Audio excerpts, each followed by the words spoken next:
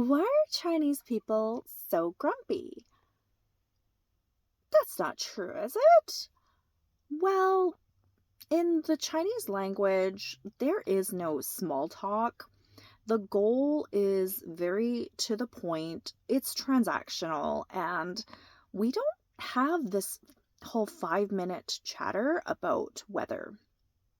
We are factual and to the point, and this can very much be interpreted as insulting. Chinese culture often draws a hard line between how we converse with the insiders of our lives, so our friends and family, versus the outsiders, strangers, and acquaintances. To many, a stoic face, which is a lot of our baseline, is a sign of maturity and composure. There is no fake smiles and general niceties going on. Many Chinese people find the constant Western smiling and grinning can be interpreted as insecure or even suspicious. Spatial awareness is also a factor. In crowded cities where most of us come from, Chinese people develop a sense of tunnel vision. We're very focused on just navigating, walking, and not being pickpocketed, which can look like we are ignoring others. There's also a lack of eye contact. In some contexts, intense eye contact is seen as a challenge or a confrontation rather than a greeting.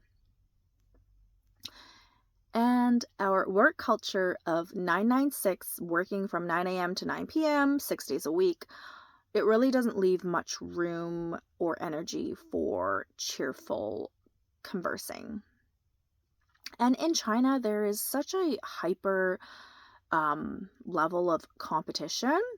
From a young age, the national college, university exams just fosters such an intense, serious mindset. The whole Chinese curriculum is very one-sided, academically focused, which they're actually trying to have a little bit more balance with because they're finding that, they're finding that children and humans need a balance of academic and social and emotional support. Who knew? Urban density, living in a city of 20 million people is inherently stressful all by itself.